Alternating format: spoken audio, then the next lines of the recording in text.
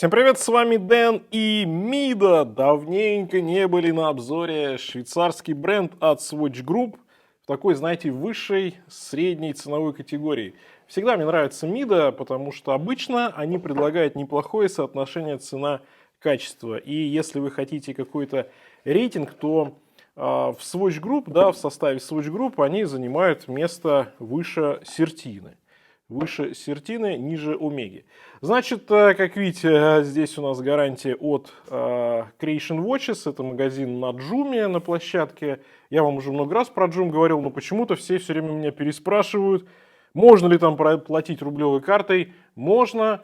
И если там лимит по стоимости часов, нет, лимита никакого нет. Поэтому, в общем, берите, не стесняйтесь, ссылку оставлю в описании к ролику, кому интересно. Так, Мида. Открываю, залезаю, смотрю, что у нас тут есть. У нас тут ничего нет, никаких инструкций они не предлагают, все в электронном виде. Ну и ладно, нам ваши инструкции не нужны. Здесь механика, а значит разберемся.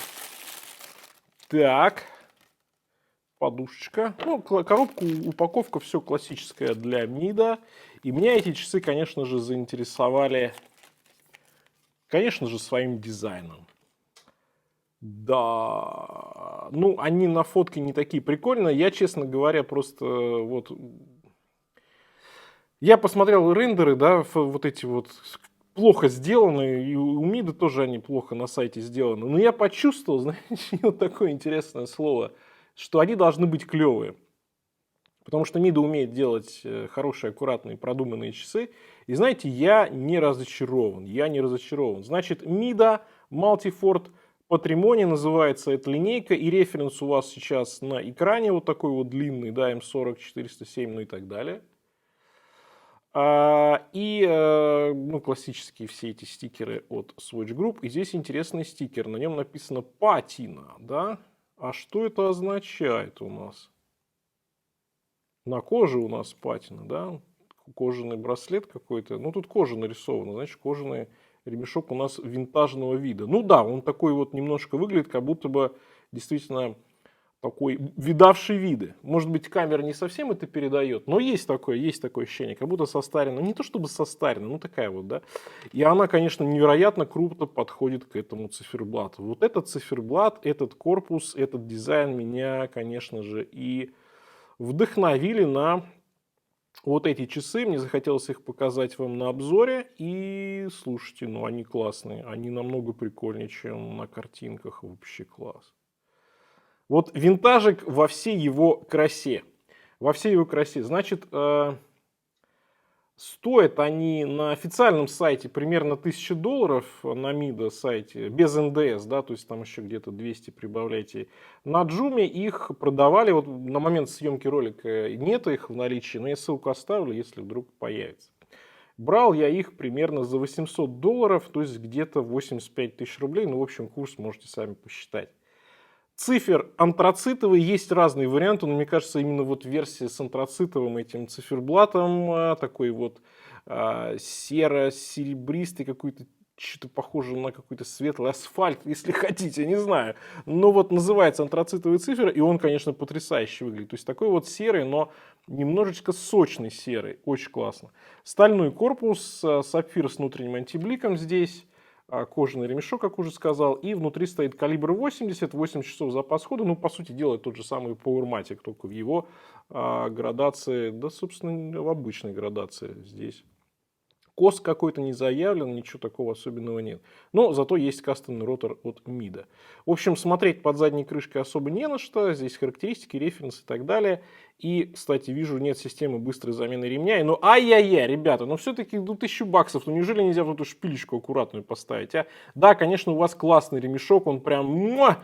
Пушка, но ну почему не поставить, ребята? Ну что такое? Ну неужели стоит экономить этот 1 евро? Ой... Зла никаких не хватает на вас. Значит, 50 метров водозащиты здесь. И что еще? Да давайте смотреть по размерам. Давайте смотреть. 40 миллиметров. Высота 12,2. Ну, у нас 50 метров водозащиты, поэтому, наверное, без купольного стекла здесь будет... здесь почти 9 миллиметров высота. Хорошо, хорошо. Ну, профиль у часов красивый. Профиль красивый, опять же, в таком стиле 60-х, когда очень тонкая центральная часть, нижняя такая немножко пухленькая задняя крышка, ну хотя она плоская на самом деле, так что на запястье должно быть окей. И очень узкий рант, а потом идет купольное сапфировое стекло. И сейчас пальцем провожу, вот эта нижняя часть корпуса, которая идет к задней крышке, она вгибается вовнутрь. Поэтому будут красивые симпатичные искажения, особенно когда на улице будет солнце. Сейчас с солнцем определенные проблемы последний месяц, поэтому не факт, что удастся такие перебивочки вставить красивые в ролик, но поглядим. Да, на запястье смотрится очень даже здорово. И исключая то, что это винтаж, я думаю, часы вполне себе на каждый день. И можно и под костюм, можно и под футболку, и как casual. В общем, максимальный такой универсал. Это здорово. Ну, слушайте, вот здесь они постарались. И можно, конечно, пожаловаться на дату. Я против даты, тем более, когда она портит вот такой сочный, продуманный, классный циферблат в винтажном стиле, где все сделано выверено, да, узкие меточки, аккуратный шрифт такой тоже немножко под старину.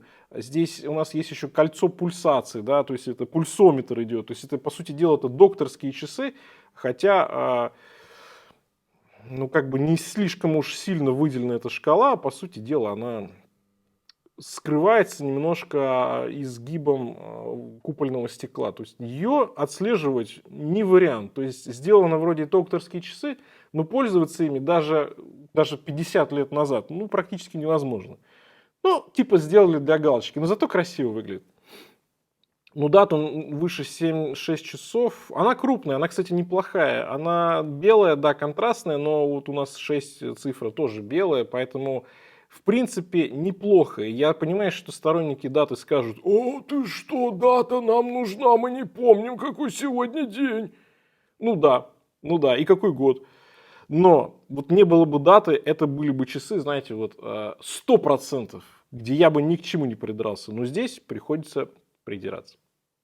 Ну так, немножко, легонечко. Мида логотип сделан, опять же, в старом стиле. Это, по-моему, стиль, который у них был то ли в 60-е, то ли в 70-е, точно не помню. Короче, надо посмотреть. Но что-то оттуда. Прикольно. Аккуратно Swissmade подписано, аккуратная здесь железная дорога, секундная разметочка, часовая разметочка, минутная разметочка. И ничего это не мешает, не отвлекает, но наполняет циферблат. И знаете, вот многие не любят, когда нет накладных меток на циферблате. Ну, дескать, вот усейка, вот накладные, вот они блестят, вот это вот дорого. А здесь это дешевка. Но я вам скажу, что эти часы не смотрятся дешево, потому что есть игра полированных стрелок, есть игра ранта узенького, такого аккуратного, опять же, такого винтажного, да, выверенного, узкие ушки, такие длинные, тоже с зеркальной полировкой. И все это переливается. И вместе с тем эти часы очень сдержанные. Ну и, конечно, серый цвет, он сам по себе сдержанный. Поэтому, знаете, здесь вот всего вот столько, сколько нужно. Накапали ровно столько капелек, да, вот этого стиля, сколько нужно. Здорово, поработали. Знаете, дизайнерам тут можно просто поаплодировать. И мне кажется, супер. Супер. Ну вот дату бы убрали, было бы супер вообще. Мида, их вот эта маленькая заводная головка, такая шляпочка, небольшая, очень аккуратная, все хорошо отполировано, круто, мне нравится, очень хорошо, прям выверенные, реально сделаны хорошо часы. На задней крышке бы тут еще гравировочку классную подобрать, еще систему быстрой замены ремешка, и была вообще мега-ультра пушка. А так просто супер классно сделанные часы. Ну, давайте посмотрим, чего у нас тут по весу.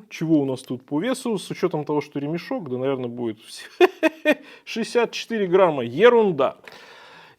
Застежка, в общем, обычная, но ремешок мне нравится. Я думаю, что ремешок хорош, он вам первое время прям изнутри очень приятно сделан. Вот эта текстурочка такая. Хорошо.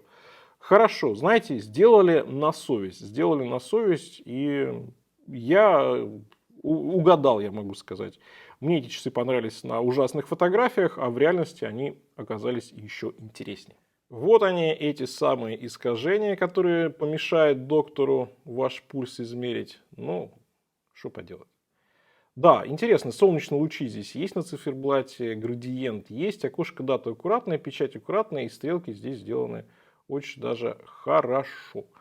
В общем, да, вопросов нет. Сатинирование по бокам могло бы быть сделано получше, но получше у них уже делает Омега, а Миды все-таки часы из более дешевой категории. Вот этот самый, как будто бы вогнутый внутрь корпус, вроде он вот сейчас не кажется таким, но на ощупь он таким кажется. Ну, в общем, интересно. Ну и здесь смотреть особо не на что.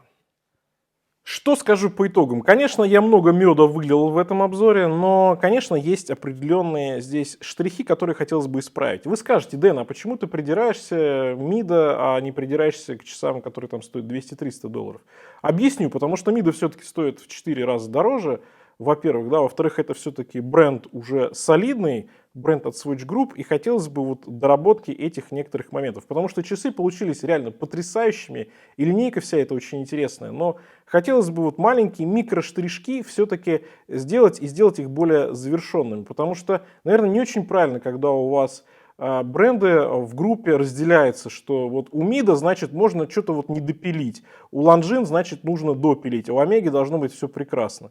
И все-таки я понимаю политику группы Swatch Group, но, ребята, ну вот хотелось бы чуть-чуть больше, чуть-чуть допилить эти часы, они были бы просто потрясающие. Но я забираю все эти слова обратно, потому что 800 долларов, классный механизм, классная отделка, классный дизайн, МИДа, в общем, здесь все здорово. Пишите ваше мнение, как вам эти часы. На этом у меня все. Всем пока. С вами был Дэн. Увидимся.